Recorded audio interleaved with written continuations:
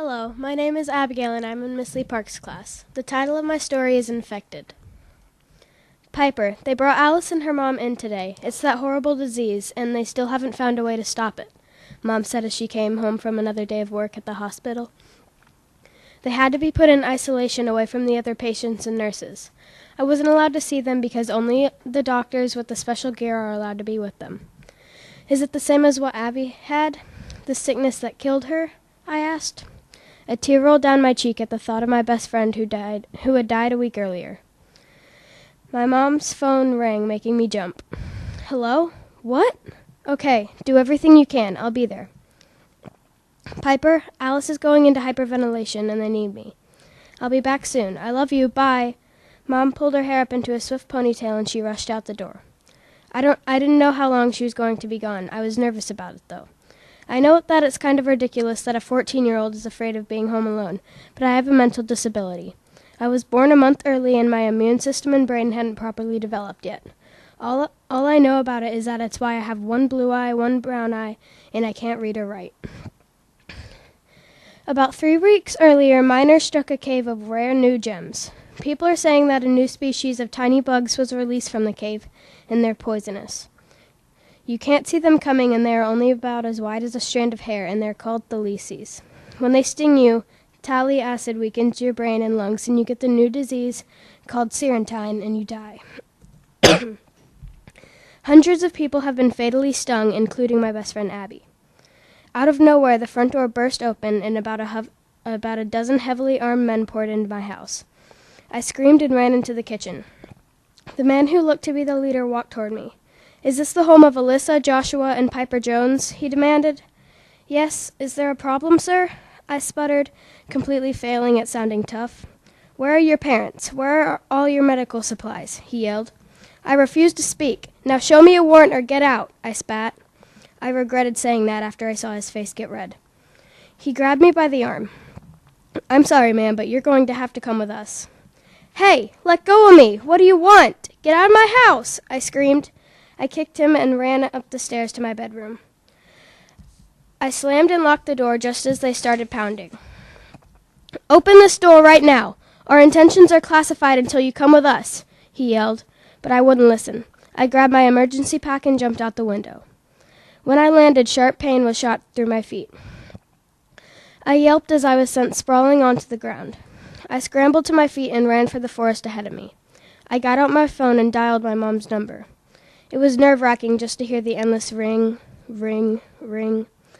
Finally, someone picked up. Hello? Is anyone there? A voice whispered urgently. Hello, this is Piper, Alyssa Jones' daughter. Why do you have my mom's phone? Let me speak to her now, I ordered. The next words made me realize that I had never witnessed real fear, until now. I'm sorry, but if you're there, I can't hear you. I'm at the hospital on exit 19, and we need help. The line began to break up. Dead people, walking around. Their eyes are glowing. Bugs. All stung. Swarm hospital. Kill everyone. Alyssa's phone. Dead. Help! And then there were agonized screams.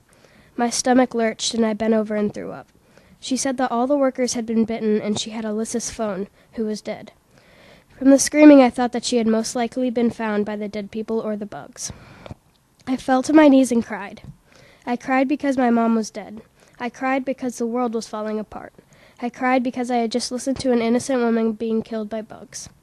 No, not bugs. Monsters. Evil, killing monsters. When I woke up, I was surrounded by white. White walls, a white ceiling, people in white lab coats. I was intimidated by the people who looked to be some sort of maniac scientists, with all their chemicals and goggles and creepy tools. A woman with black hair and large, wide-brimmed glasses rushed over to me. Ah, I see you've finally woken up, she said happily. Where am I? I asked her groggily. Do you mind if I ask you some questions? She asked, totally ignoring my question. I guess. What do you want to know? I said. I felt a tight pain coursing through my chest. I gasped. Make it stop! I yelled, my eyes widening in pain. We need medics in District 14. We need medics, the woman yelled. I didn't hear anything else. When I woke up, I was in the same room. I opened my eyes, and the woman walked toward me. I need to ask you some questions now, she said. Okay, I replied. She eyed me closely as she asked her first question. Do you remember anything before you came here? Not really. I just remember the phone call. Wait, the phone call! They need help at the hospital. You have to go help them. I began to scream. The woman interrupted me. Piper, stop that right now. There's something important I need to tell you. You've been stung by one of the bugs. This only made me scream louder. The woman, Dr. Allen, pointed to a small lump on my arm. Do you see that? That's the sting. You're much different than other people, Piper Jones. Much different. You are immune to the bites of these creatures. The sting did affect something. We're not sure what it is yet. We will find out, though, as soon as we perform some tests. I stopped listening right there. If there was one thing that was for sure, it was that I was not going to let some creepy scientist perform tests on me. Oh, well, never mind. We'll talk more in the morning. Good night, Miss Jones, Dr. Allen said as she walked out the door. I wanted to get out of the lab, but I didn't know how. I pulled, and the restraint snapped like brittle twigs. I wondered where I had found the strength to break them. I was as weak as a fish out of water. I could see everything just fine, but there wasn't a light on. I saw my pack in the corner, and I ran to it. I looked inside and gasped as I fell backwards. The apple in my pack was completely rotten. I gasped as memories came flooding back to me. I saw myself still sitting on the forest floor, staring at my phone in tears. I felt a small stinging in my left arm, and I looked down in horror at the bug which had just stung me. Don't move a muscle, a stern voice ordered. I looked to the side and saw Dr. Allen with some sort of dart gun aimed at me. Just before she fired, I saw written on the side of the gun, 10 weeks, and then the world went dark.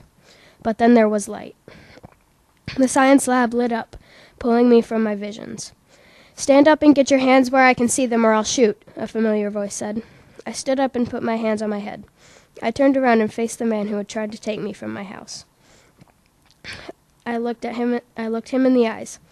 I'm still waiting for that war, I said as I ran toward him. I moved with unstoppable speed. I collided with him and fell to the floor. The men who were standing behind him rushed forward. I put my hands up to try and block at least one of them, and suddenly there was a huge wall of flames blazing in front of me.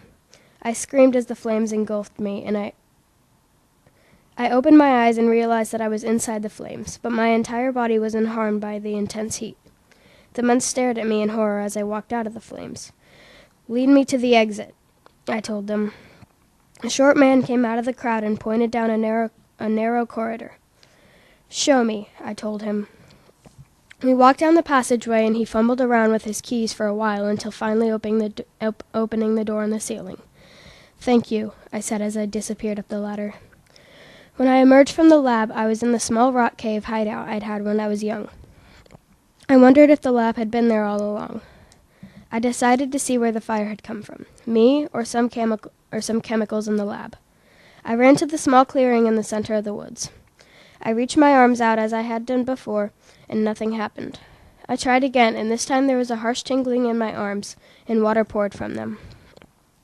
I jerked my hands back. The fire had come from me. The sting had affected something, and I could now do things that were unimaginable. I ducked when I heard someone call my name. The voice was terribly familiar, and I turned around to see if my guess was right. It was Abby. She was just standing there. She looked exactly as she had when they took her to the hospital. She still wore her jeans and her cowgirl boots. She still had her hair pulled back into 2 long braids, and I almost cried when I saw the best friend necklace hung around her neck. There was one thing that was different, though. Her eyes, once soft and brown, were now glowing violently green. Hello, Piper. Will you come study with me? She said. But I knew this was not Abby. This was a monster controlling her from the inside. She jerked her head back and forth when she spoke, and her grin was like something out of a horror movie. Hi, Abby. How did you get out of the hospital? I said, my voice quivering. They said I was all better, all better, all better. Her last words echoed around us, as if there were 1,000 Abbies, all repeating her last words. She walked toward me, and I ran. I ran with the speed of a lion, but Abby was not far behind. I came